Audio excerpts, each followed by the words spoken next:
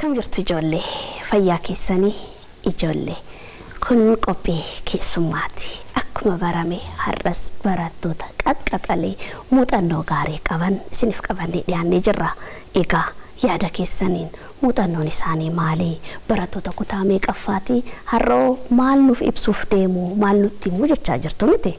Rakkoon qabu. Garuu isaanitti siin dabarsine barattoota kutaa meeqaffaa akka ta'an barnoota isaaniitiin maal akka fakkaatan waa hunda isinitti himu hamma xumura qophii keenyatti nu faana turan affeerraa keenya turtii gaarii. Ijoollee wajjin wal naa baraame sirraa hin eegala. Tole carraa kana waan kennitaniif galatooma. Maqaan koo Feenit Ogummaa jedhama. Kutaa 9ffaa baradhaa mana barumsaa koo Astuu Community School sadarkaa lammaffaadha. Baay'ee gaariidha. Tole. Tole galatooma. Maqaan koo Naanaati Gosaa jedhama. Kan dhufee mana barumsaa hawaasaa saayinsii fi teekinooloojii Adaamaa mana barumsaa sadarkaa lammaffaadha. Barattuu kutaa 9ti. Tole ijoolleen isinirraa har'a waan baay'ee akka argatan nan abdadha. Eenyurraa eegalu beekaa fi ko kennitee fi Naanaati jechuudha. Tole meef duubaa deebinu amma kutaa 9ffaa baratta. Naanaatiin kee jirraa barattuu akkamii akka turte ammatti mooyyoo finnee kaammaanii haasofna meef duuba deebiitiin yaadachiise. Tole Naanaatiin kee jirraa jalqabdee barattuu cimtuu turte. Barattuu sadarkaa kan turtedha. Achi amma kutaa sadarkaa tokkoffaatti gaafa galu kutaa tokkoffaa lammaffaa sadaffaatti xinnoo qabxiin koo gadi bu'uu wayiin argee. Fene taaree kun. Tole. Achumaan xinnoo moo guddachaa gaafan dhufu maaliif kun ta'e jedhee of gaafachuun jalqabe. Achumaan sa'aatii dhaba korraa xinnisee gara qo'annaa kootti yeroo guddaa kennuun jalqabe. Achi amma sadarkaa gaariirra jira. Kun kutaa 9 barachaa jira. 9 barachaa jirta. Akkam maal keessa jirtame amma? Gaariirra jira. Gadi bu'aa miti qabxiin koo baay'ee gaariirra jira. Akkasuma barachaa. Bareeda. Kanaaf qabxii kee waan si jalaa gabbuuse dhimma isaa nutti himtu moo adiif nu Feenit? Maal wayya? Nutti himtu. Nutti himtu miti? Ijoolleen biroonis amaluma akkanaa kana horachuu danda'u. Waan badaa natti fakkaatu. Garuu yoo himame rakkoo qaba? Rakkoo qaba. Mee maal inni mee maaltu akka ta'u taasise? Kutaa tokko lama sadii gaafan baradhu kana yeroo koo baay'ee tapharratti dabarsan ture. Tapha baay'een baay'isan ture. Qo'annaa korraa caalaa gara taphaatti fiiga ture. Achi booda xinnoo guddachaa gaafan dhufu garuu tapha korraa xinnoo qofsadhee gara qo'annaatti jalqabe. Xiqqeeffachuu eegalte jechuudha. Mee kutaa meeqaffaatti qabxiin kee kasi jalaa gabbu'e? Akkuma kutaa keejii fixee tokkoffaa lammaffaa gaafan galu. Gara toora kutaa tokkoffaa lammaffaa naannoo sadiitti gaafa afuraffaa akkas bu'aa ture. Nama aarsaa miti? Akkas wanni sitti dhagahame maal akka ture yaadatta? Hiriyoonni koo biroon gaafa sadarkaa qabatanii ani gaafan bu'e ani maalidha isaanirraa kana addan bahee jedhee of gaafachuun jalqabe. Isaanis barattootadha. Akkuma koo kafalanii baratanii ani maaltu isaanirraa adda godhee sadarkaan koo bu'e jedhee baay'een ofitti gaddee achi booda immoo xiiqii qabadhee nan galii jechuudha gara hojiitti. Anillee akkasuma natti dhagahame. Amma waa'ee kan kee gaafa haasofnu waan isheen gaafanne itti fakkaate laala akka isheen itti teettu laalime. Mee Feenuu si biras dhufne Feenuu maal fakkaatte meef duuba deebiiti har'aaf duuba sin deebisee ishee yaadachiisutti jira. Tole Feenit kee jirraa kaasee barattuu cimtuudha. Sadarkaa kan qabdudha. Akkasumas immoo keejii hanga kutaa 4ffaa keessatti barattuu cimtuudha. Gara olii deemaa yeroo dhuftu sadarkaadhaan kutaa 5ffaa natti fakkaate. Gara teekinooloojiin bal'achaa dhufe. Amma dubbiin dhufte. Teekinooloojiin yeroo bal'achaa dhufu xiyyeeffannoon koo gara teekinooloojii sanaa malee gara barumsaatti hin dhufne. Bilbila geemii fayyadamutti kaate. Tole. Achiin kutaa 5tti sadarkaan koo gabbu'aa dhufe. Achiin hiriyoonni koo naa ol fidaa dhufan. Duraan sii gadi. Tole. Achi maalidha rakkoon koo maali? anis nan kaffale isaanis hin kaffalu gabatii tokkorraa baran maalidha of gaafannaan tapha kana baayisaa tokkoffaa lammaffaa sadaffaa kan ba'u gara 10ffaa 11ffaatti dhufe dubbii namaatte tole achi maalidha rakkoon koo jedhee of gaafadhee maatiinis natti ooluu jalqabanii naani eekkamuu jalqaban achiin anis kan waan teknooloojii kana dhiisee barumsa kooti waan hundi koo barumsadha maal jedhee achiin gara barumsa koo xiyyeeffannootti godhee simisteera lammaffaa jabaadhee qo'adhee achiin qayyabadhee maal kutaa shanaffaatti simisteera tokkoffaa 10ffaan baay'inatti fakkaata gara simisteera lammaffaa 5ffaan baay'ee fooyyeessitee baay'ee gaariidha tole kutaa ja'affaatti immoo mana barnootaa haaraan galee as Adama University Asastu Community School galee achiin naanaati wajjin wal barre hin dhufna booda waa'ee hiriyyummaa keessanii tole achiin gara kutaa ja'affaa barattoota hin beeku haaraadha achiin yemmus hiriyyaa hin qabnu bakka kophaa turre achiin barnoota keenyatti barnoota qofatti xiyyeeffachuu jalqabe simisteera tokkoffaa jaanfaan baay'inatti fakkaata kutaa ja'aatti achiin yemmuu sana ministiriin jira maal jechaa turanii tole achiin ministirii waan jiruuf nan darbamu hin darbuu keessan jira yaadi koo cinqamaa turte ajaa'iba tole achiin sadarkaa koo irra itti fufee qayyabachuu koo maal itti fufee achiin akkasumatti gara ji'a 8ffaatti fakkaate achi siqaa dhufne achiin injiru jedhanii gara bara dhufuutti jedhanii achi bakka akkasumatti osoo jennu simisteera lammaffaa immoo 5ffaa bahee jechuudha baay'ee gaariidha fooyyeessaa dhufte jechuudha amma maalirra jirtare sadarkaa akkamiitirra jirtare amma kutaa 9ffaan baradhaa jira haala gaariirra jira qabxiis koos gaariidha tole baay'ee gaariidha kan kee tapha baay'isu ከእሺ ሞዩ ተባፊ gara teknoolojii kanatti madaqanii geemisaa ta'uu bilbila baay'inaan fayyadamuun akka barnoota keessan irraanfattanii qabxiin keessan gabbuu taasise amamoo irribaa dammaqxanii bitire irribumaa jennuuni qabxii keessan fooyyessutti seetna jechuudha baay'ee gaariidha ijoolleen akkanaatis mana jiraachuu malti tole gaajalle egaa seenaa naanaatii fi feeneet dhaggeeffattanii jirtanii egaasinis kamana teettanii bilbila irratti xiyyeeffattanii achumaanis immoo barnoota keessan xiqqishoo akka waan dagachuu taatan bilbila fayyadamuun homaa miti garuu xiyyeeffannoon keessan barnoota irra haa ta'uu isiniin jecha taphas taphachuun barbaachisaadha garuu baay'isuun gaarii miti isiniin jecha ergaa isaanii gamanumaan isinii dabarsaa gara qophii keenyatti dabarraa ammas nu faana tura turtii gaarii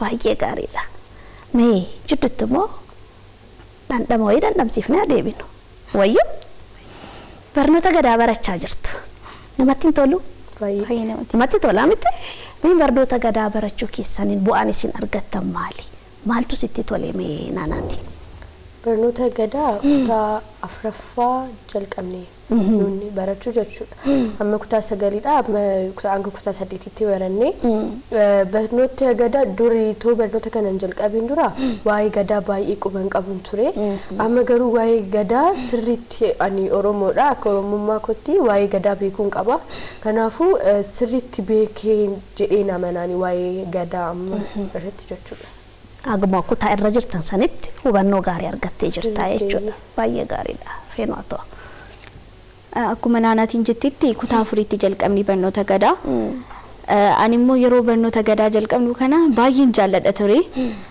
oromummaa koo duudhaa koo waan ta'eef baay'een jaalladha ture achi hanga kutaa 8tti baranne oromummaa kootti boonee yeroo gadaa baradhu jechuudha baay'ee namatti tola jechuudha baay'ee hubannoo gaarii argattanii jirtan jechuudha waan isin dhiisu isinitti fakkaate achirraa mata duree tokko sonaa ibsitanii natti tola eenyurraa eegallu silaana irraa eegalee mushira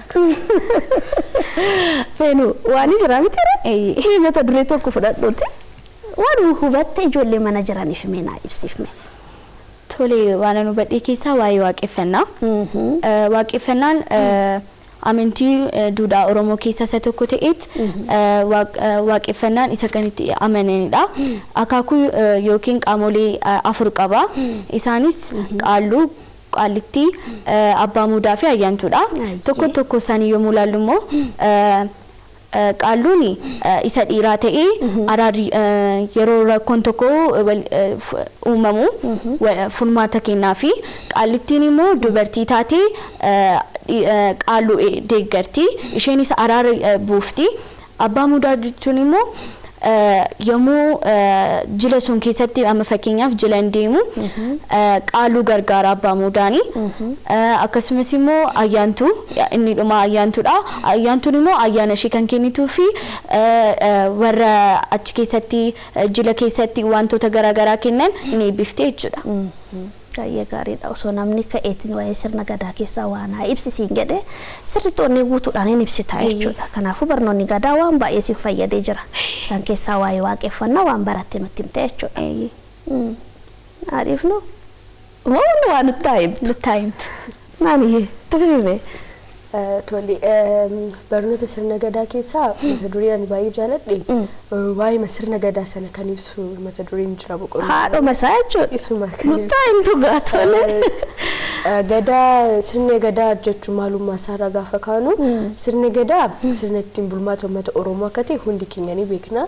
Sirna ittiin bulmaata uummata Oromooti. Uummanni Oromoo durii kaasee kan ittiin bulaa ture ammas kan itti bulaa jiru gara fuulduraas kan itti buluudha. Akkasumas immoo sirni kun sirna dimokiraatawaadha. Kanaanis immoo sirna galmee guddicha UNESCO irratti kan galmaa'edha. Kanaanis itti boonna. Boonna. Baay'ee gaariidha ta'a. Akkasumas immoo sirni gadaa sadarkaalee adda addaa kan ofiisaa waggaa 8-8tiin kan qoqqoodame qaba. Sadarkaalee hundi isaanii gahee fi itti gaafatamummaa ofiisaanii qabu. Hundi isaanii dabballeerraa hanga dhalatanii jalqabee hanga yuuba dhumaarratti jechuudha. Akkasumas immoo mala dhahannaa ofiisaanii kan qabanidha. Guyyaatti dhahan guyyaatti waaman ofiisaanii kan qabanidha. Kanaafuu sirni gadaa baay'ee namatti tola. Baay'ee gaariidha. Amma biyyi keenya filannoo marsaa torbaffaa adeemsisuuf deemti miti. Oba qabdu garuu. Beektu miidiyaa irratti. Namni tokko amma filachuudhaaf yookaan filatamuudhaaf wanni sarraa eegamu ni jira miti. Waan beektan qabdu. Waanuma hubattan natti maame. Waggaan isaa waggaa 18 gahuu qaba. Namni tokko waggaa 18 gahee kan yoo jedhamu kan filatu garuu kan filamuu hin dandeenyedha. Kanaafuu waggaa 18 dirqama guutuu qaba. Kan biraa biyya sana keessatti jiraachuu qaba dirqama jechuudha. Kan biyyi sun lammummaa biyya sanaa qabaachuu qaba dirqama. Kan beeku hagan. Baay'ee gaariidha. Atoo waan hubatte qabda. Waanuma himamurraa waanuma dhageettanirraa meenatti hima. Namni filamu suni haadha manaa yookiin ijoollee qabaachuu qaba.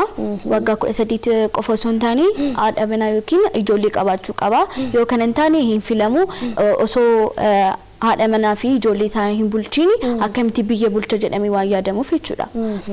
Inni kan biraa immoo lammummaa biyya sanaa qabaachuu qaba. Kan kana fakkaatanidha. Baay'ee gaariidha. Waan hubattan natti himtan jechuudha. Garuu mee gara sirna gadaatitti fogaa yeroo finnu garaagarummaa isaa bartanii jirtanii. Kan ammayyaa yookaan filannoo dimokiraatawaa kana irratti akkuma silan jedhe waggaa 18 guutuu qabu.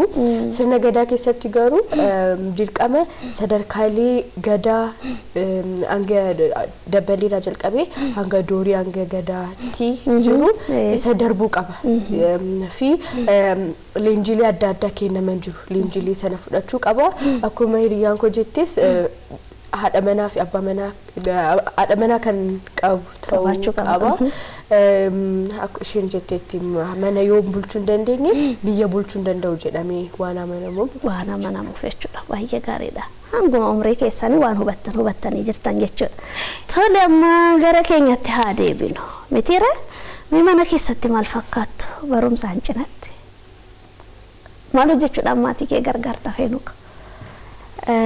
Mana keessatti hojiilee garaagaraa haadha koo gargaaruudhaan nan gargaara. wanta ishee waa tokko yoo goote anis waa tokko gochuun qaba yookiin immoo yoo ishee waa tokko qabatti ati taa'ii aannan hojjedha jechuun hin qaba inni kan biraa immoo hangafa waan ta'eef ijoollee sana karaatti qabsiisu maal akka godhan jechuudha fi kan kana fakkaatanii itti dhufne amma hangafni aangoo guddaa qaba miti mana keessatti kanaafuu hangafarraa waan guddatu eegama jechuudha maatiinis immoo yeroo dubbatu maali ati hangafaa miti silaalanii akkas ta'u barnootaan cim isaan qo'achiisa yeroo akkasii jira mee aangoonis mana keessatti qabdan maalinni mee kan keetti dhufna naanatti natti ani hangafa manarraa ana jala quxisuu sadiitu jira ijoollee mana sana keessa jirani maatirraa aansee bakka isaan hin jiranitti anatu hoogganuu qaba hangafummaa kiyyatti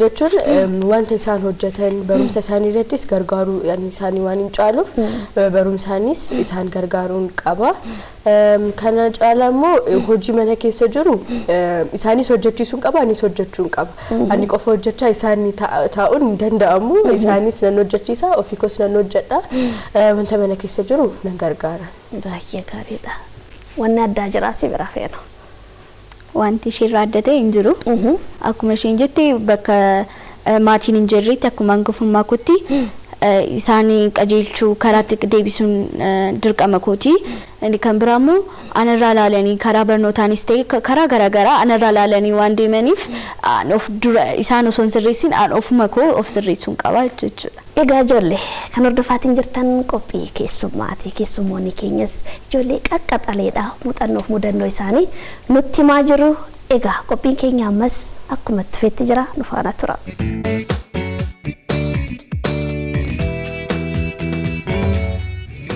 Hibbo tokko irra naa busaaka.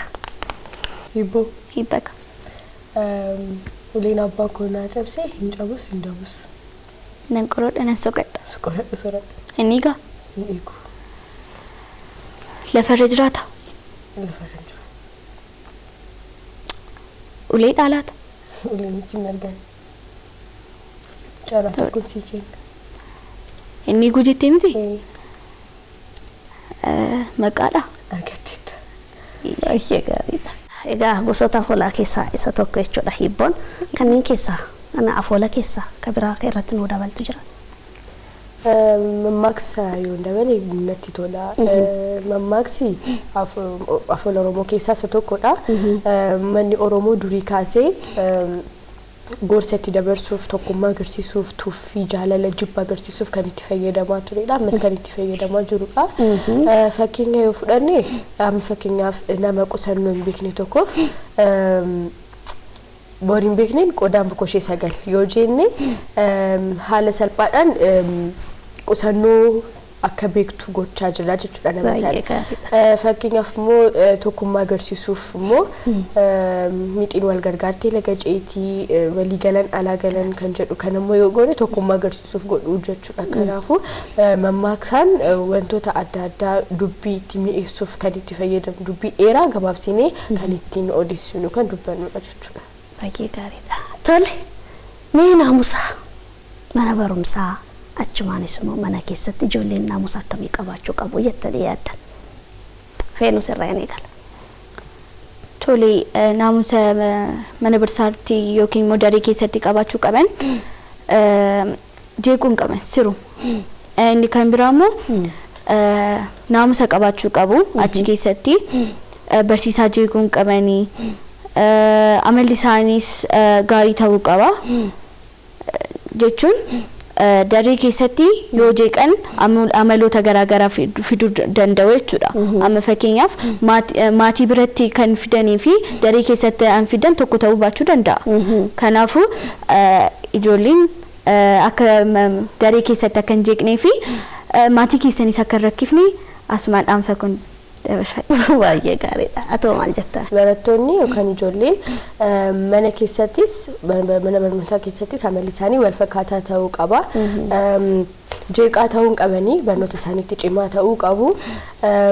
Kanaafuu amalli isaanii baay'ee gaarii ta'uu qaban jedha ijoolleen. Baay'ee gaariidha. Egaa asitti argamtanii ijoolleedhaaf waan muuxannoo isaaniif ta'u waan barnoota isaaniif ta'u muuxannoo keessan irraa kaatanis immoo itti himtanii jirtanii maqaa chaanaalii OBN Gaammeetiin galatoomaa isinitti haa baruu gootaate akkasumatti yaada dabarsaa fi isiniin jedha. Egaa isinis immoo barnoota keessanitti akkuma amma jirtan kanatti qaxalee taatanii akka itti fuftan nan barbaada. Egaa gorsi chaanaalii OBN Gaammee keessattuu kan qophii keessummaatis kanu tole yeroo biraallee immoo yoo akka dhufee isin gaafadhu immoo asumaan qabadha. Tole atis nu kabajaa sitti waan nu affeerteef galatooma. Baay'ee galatooma. Tole egaa ijoollee qophiin keessummaa keenya har'aa akkam ture waan gaarii irraa argattanii baay'ee gaariidha. Yeroo biraa immoo iddoo biraa yookaan immoo asuma istiidiyoo keessatti ijoollee qaqqaxalee affeerre muuxannoo fi mudannoo isaaniitiin akka isin barattan ni taasifnaa isiniin jecha qophii keessummaa keenya har'aa kanumaan xumurra. Nagaatti ijoollee.